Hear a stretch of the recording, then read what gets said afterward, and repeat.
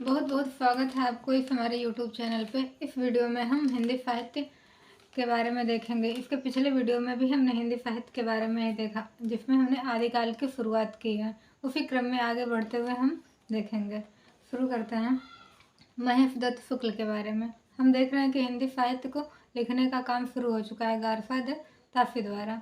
इसी क्रम में हम आगे देख रहे हैं कि महेश दत्त शुक्ल ने लिखा है भाफा काव्य संग्रह 1873 ईस्वी में। इनकी किस भाषा में लिखे थे? ब्रज भाषा में। गारफा दत्ताफी को हमने देखा फ्रेंच भाषा में लिखे थे। उसके बाद मौलवी करीमुद्दीन आए जिन्होंने उर्दू भाषा में लिखा। अब आते हैं महेश दत्त शुक्ल, ये ब्रज भाषा में लिखते हैं। अब इसके बाद आते हैं शिव सिंह सेंगर जो राजस्थान के थे। इन्होंने 2 ग्रंथों का अनुवाद किया। शिव पुराण ब्रह्मेत्तर खंड का हिंदी अनुवाद जो है इन्होंने किया है शिव सिंह सेंगर ने। शिव सिंह सरोज नामक इन्होंने एक ग्रंथ लिखा हिंदी साहित्य का 1883 ईस्वी में। राजस्थान के इस राजपूत ने तत्कालीन समय में हिंदी साहित्य व उसके कवियों पर उठ रहे सभी प्रश्नों का उत्तर देते हुए शिव सिंह सरोज शीर्षक से हिंदी में ग्रंथ लिखा। ये जो थे शिव सिंह सेंगर, इन्होंने हिंदी साहित्य का ग्रंथ किस नाम से लिखा? शिव सिंह सेंगर नाम से लिखा। शिव सिंह सरोज नाम से लिखा शिव सिंह सेंगर जी ने। कब लिखा? 1883 ईस्वी में लिखा। और किस भाषा में लिखा? तो हिंदी भाषा में अभी तक लिखा जाने वाला जो ग्रंथ था, पहला ग्रंथ था, इनके द्वारा लिखा गया। इन्होंने जो है गारफा दत्ताफी की परंपरा जो थी उसी को आगे बढ़ाया, यानी कि वर्णानुक्रम पद्धति में भी इन्होंने लिखा। न काल विभाजन किया न नामकरण किया। अभी तक हमारा हिंदी साहित्य जो है ये वर्णानुक्रम पद्धति में ही लिखा हुआ आ रहा है। 1883 ईस्वी हो गया है। इसी क्रम में आगे देखते हैं। ये 1000 कवि लिए थे और इन्होंने प्रथम कवि जो है शिव सिंह सेंगर ने प्रथम कवि किसी अज्ञात व अप्राप्त, जिनके बारे में पता तो अभी नहीं चल पाया है ठीक से, अप्राप्त कवि पुंड या पूर्ण कहा जाता है उनको, उन्हें माना है। इस तरह से हमने देखा शिव सिंह सेंगर के बारे में। पहले हमने देखा गारफा दत्ताफी के बारे में जिन्होंने फ्रेंच भाषा में लिखा इफ्तवार द लालित रहते और एंदोइया हिंदुस्तानी को। उसके बाद हमने देखा मौलवी करीमुद्दीन को जिन्होंने उर्दू में लिखा। फिर हम देखते हैं महेश दत्त शुक्ल ने ब्रज भाषा में लिखा भाफा काव्य संग्रह नाम से।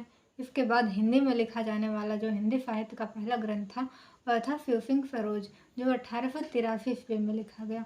और इसको लिखने का काम किसने किया? शिव सिंह सेंगर ने किया।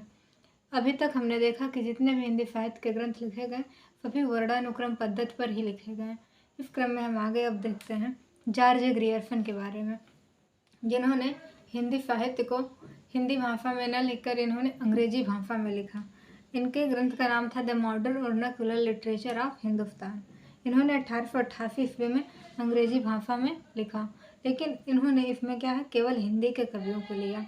पहली बार जो काल विभाजन और नामकरण का काम है ये जॉर्ज ग्रियर्सन ने किया अपने इस ग्रंथ में the modern vernacular literature of Hindustan. Hindi के प्रथम काल का नाम ग्रियर्सन ने चारण काल रखा। अब जब काल विभाजन होगा, पार्ट वाइज काल विभाजन करेंगे तो उसका नाम भी तो देना पड़ेगा। तो पहले काल का नाम जो है जॉर्ज ग्रियर्सन ने चारण काल कहा है। इसी तरह से जिसके पीछे तर्क यह है कि इस युग में भाट इस चारण काल नाम को रखने के पीछे तर्क दे रहे हैं कि जिसके पीछे तर्क यह है कि इस युग में भाट एवं चारण कवियों द्वारा अतिशयोक्ति पूर्ण रचना की गई है। चाट एवं भारण कवियों द्वारा अतिशयोक्ति पूर्ण रचना की गई है, ऐसा एक तर्क देते हैं। ग्रियर्सन का यह ग्रंथ एशियाटिक सोसाइटी ऑफ बंगाल के विशेषांक में सर्वप्रथम प्रकाशित हुआ।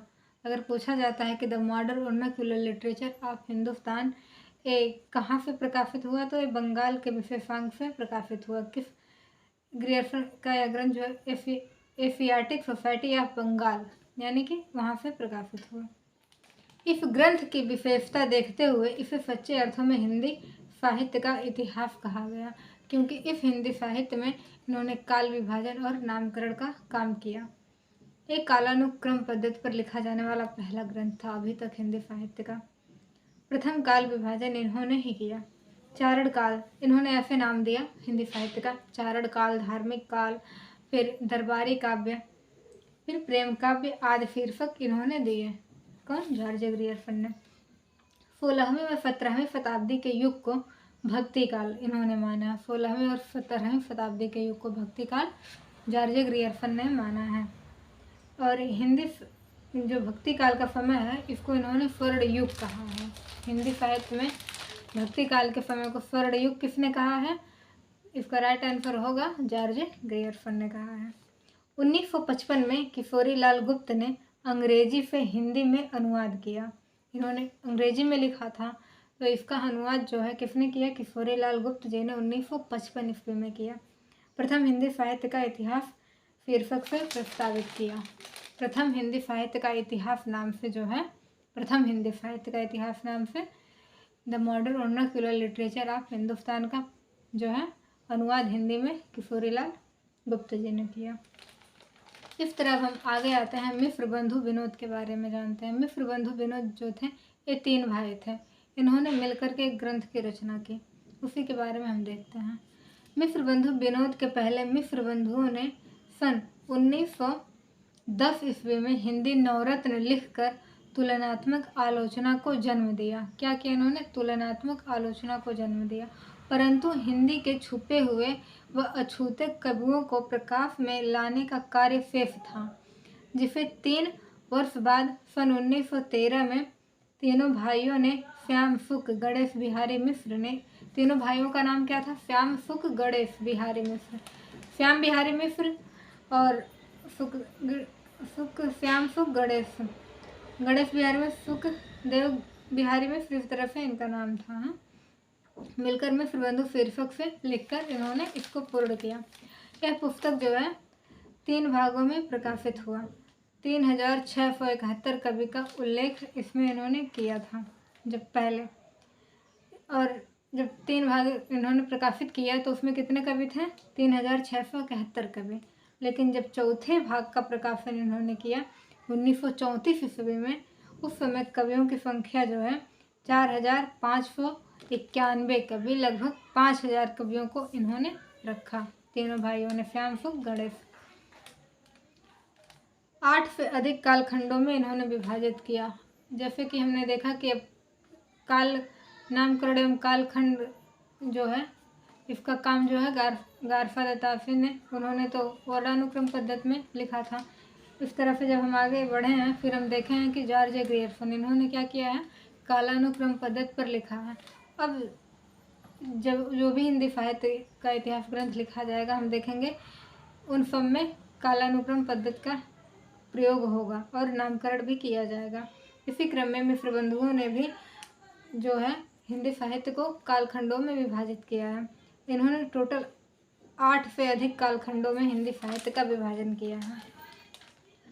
रामचंद्र शुक्ल जी का कोटेशन, ये कहते हैं कवियों, इन्होंने भी हिंदी साहित्य का इतिहास ग्रंथ लिखा है, तो ये क्या कहते हैं? कवियों का परिचयात्मक विवरण मैंने प्रायः मिश्र बंधु विनोद से लिया है। कवियों का परिचयात्मक विवरण मैंने प्रायः मिश्र बंधु विनोद से लिया है, ऐसा आचार्य रामचंद्र शुक्ल जी कहते हैं। इस तरह से नामवर सिंह जी कहते हैं कि मिश्र बंधु विनोद को साहित्य का पंचांग कहा है। तो मिश्र बंधु विनोद को साहित्य का पंचांग किसने कहा है? नामवर सिंह ने कहा है। मिश्र बंधु विनोद ने फारंगधर को ब्रजभाषा का पहला कवि माना है। मिश्र बंधु विनोद जो हैं इन्होंने फारंगधर को पहला कवि माना है। गोरखनाथ को प्रथम लेखक माना है, गद्य लेखक माना है। गोरखनाथ को प्रथम गद्य लेखक माना है और ब्रजभाषा का प्रथम कवि जो है मिश्र बंधुओं ने फारंगधर को माना है। जबकि हिंदी का प्रथम कवि जो है पुष्प या पुंड को माना है। हम क्लियर करते हैं, प्रथम कवि या प्रथम हिंदी का जो कवि है इन्होंने पुष्प या पुंड को माना है, और प्रथम जो है गद्य लेखक इन्होंने गोरखनाथ को माना है, और ब्रजभाषा का प्रथम कवि जो है फारंगधर को माना है, इन्होंने मिश्र बंधुओं ने। इस तरह से हमने देखा। ये वीडियो काफ़ी लंबी हो जा रही है, इसलिए इस वीडियो को हम यहीं ख़त्म करते हैं और इसका नेक्स्ट पार्ट इसी क्रम में सेम आगे बढ़ते हुए हम अगले वीडियो में लाएंगे। तो वीडियो को पूरा देखिए और अगले पार्ट को भी ज़रूर देखिएगा, जिससे आप चीज़ों को अच्छी तरह से समझ पाएँ। और अगर आपने हमारा पिछला वीडियो नहीं देखा था तो उस वीडियो को भी शुरू से देखिए ताकि चीज़ें अच्छे से रिलेट कर पाएँ। Thank you.